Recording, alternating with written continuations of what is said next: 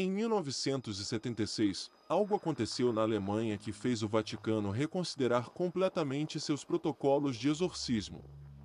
Dois padres católicos realizaram 67 sessões de exorcismo em uma jovem de 23 anos. O que eles testemunharam durante esses rituais foi tão além da compreensão humana, tão aterrorizante, que gravações de áudio foram enviadas diretamente para Roma. O que está nessas gravações? O que esses padres viram que os marcou para sempre?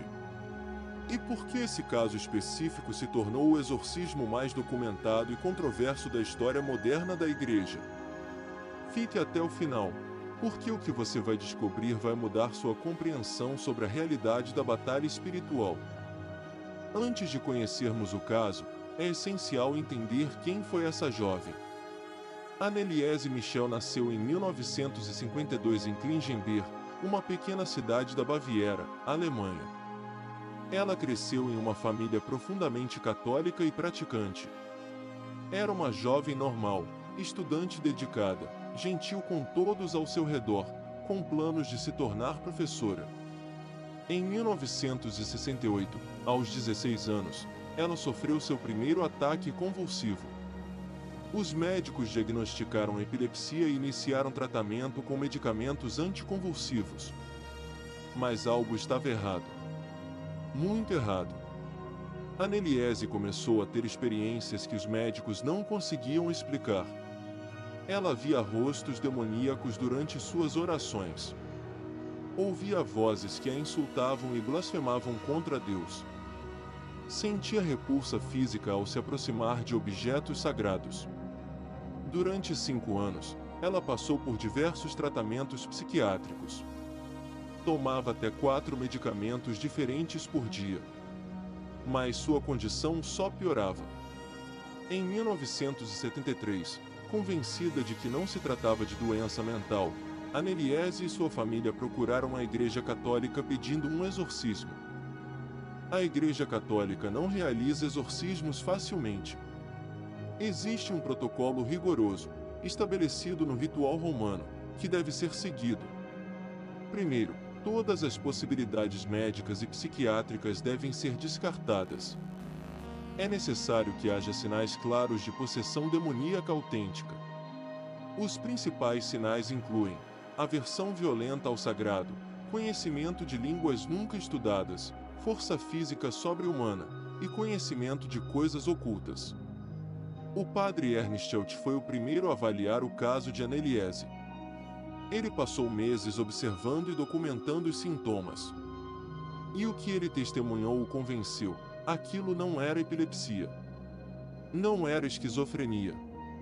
Era algo que ele, como sacerdote experiente, reconhecia como genuinamente demoníaco. Em setembro de 1975, após análise cuidadosa, o bispo Joseph Stango de Würzburg autorizou formalmente o grande exorcismo. Os padres Ernstelt e Arnold Reins foram designados para conduzir o ritual. Eles não faziam ideia do que estava por vir. A primeira sessão de exorcismo aconteceu em setembro de 1975. Os padres iniciaram o ritual romano, orações em latim, aspersão de água benta, invocações a São Miguel Arcanjo. E então, as manifestações começaram. Segundo os relatos dos padres e das gravações de áudio que foram feitas, sim, eles gravaram as sessões, Anneliese apresentava mudanças físicas impossíveis. Sua voz mudava completamente. Não era mais a voz de uma jovem de 23 anos. Eram vozes graves, masculinas, íntimas, falando simultaneamente.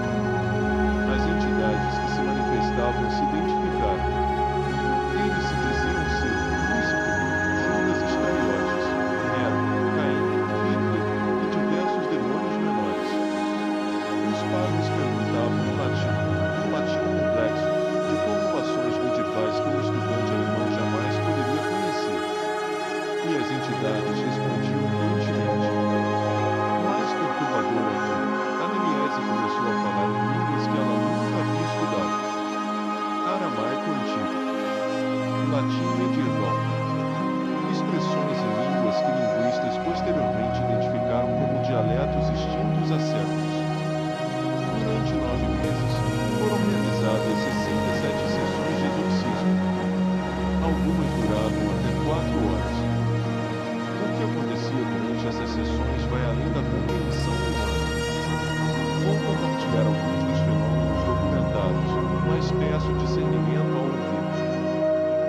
gravações captaram sons impossíveis. Rosnados que não pareciam ter de uma garganta humana. Múltiplas vozes falando ao mesmo tempo, de forma coordenada, cada uma com personalidade distinta. Em determinados momentos, Anneliese demonstrava força física absurda. Eram necessárias várias pessoas para contê-la durante as crises. Ela quebrava rosários com as mãos nuas. Arrancava crucifixos da parede.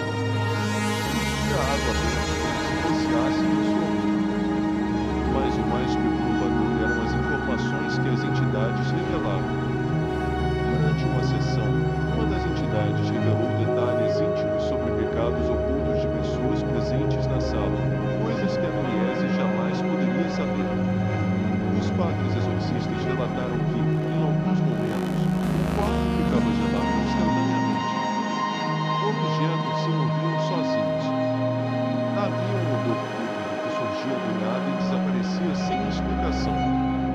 Nas gravações, que posteriormente foram analisadas por especialistas em áudio, há momentos em que se ouvem vozes que não correspondem a ninguém fisicamente presente na sala. Durante as sessões, as entidades demonstravam conhecimento teológico profundo. Discutiam pontos complexos de doutrina católica, citavam textos bíblicos em suas línguas originais, mas sempre distorcendo e blasfemando. Padre Arnold Reis relatou posteriormente, em 40 anos como sacerdote, jamais havia testemunhado algo assim. Aquilo não era humano. Era uma presença de maldade pura que você podia sentir fisicamente. Em 1º de julho de 1976, após meses de exorcismos e debilitação física extrema, Anneliese Michel faleceu. Sua morte gerou uma enorme controvérsia. Os pais de Anneliese e os 2 padres exorcistas foram levados a julgamento, acusados de negligência por não terem buscado tratamento médico adequado. Durante o julgamento, as gravações das sessões de exorcismo foram apresentadas como evidência. Médicos, psiquiatras, teólogos e peritos em áudio analisaram o material. O veredito foi complexo.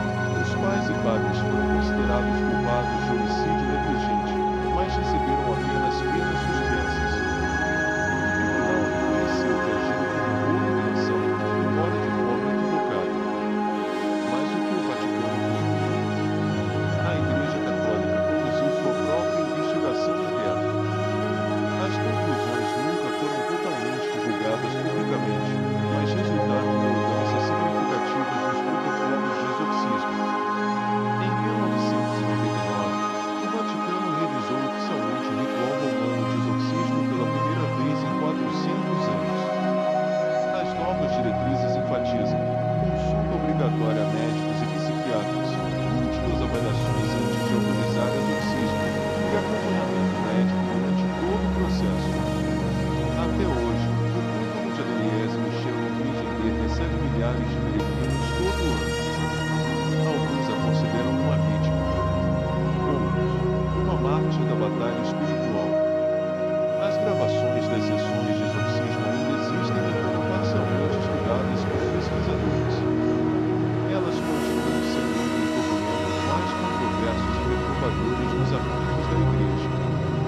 O caso de Anneliese Michel nos ensina lições profundas sobre a realidade da batalha espiritual. Primeiro, o mundo espiritual é real, demônios existem. Mas Cristo tem poder absoluto sobre eles. Segundo, a proteção espiritual é essencial. A Igreja nos oferece ferramentas poderosas, os sacramentos, especialmente a Eucaristia e a confissão, o rosário, a água benta, as orações de proteção, a devoção a São Miguel Arcanjo. Terceiro, nunca devemos negligenciar a medicina.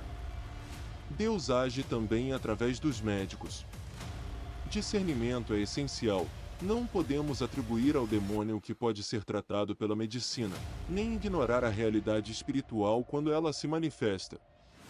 Se você ou alguém que você conhece está enfrentando opressões espirituais inexplicáveis, procure um diretor espiritual ou padre de confiança, acompanhamento médico e psicológico adequado, fortaleça sua vida sacramental. e ore diariamente, especialmente o terço.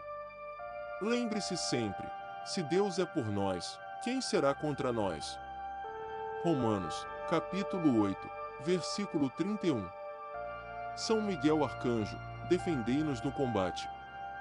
Sede nosso refúgio contra as maldades e ciladas do demônio. Se este vídeo foi útil para você, deixe seu like e se inscreva no canal. Temos muito mais conteúdo sobre os mistérios profundos da fé católica. Deixe nos comentários: você acredita que este foi um caso real de possessão? Que Deus te abençoe e te proteja. Até o próximo mistério.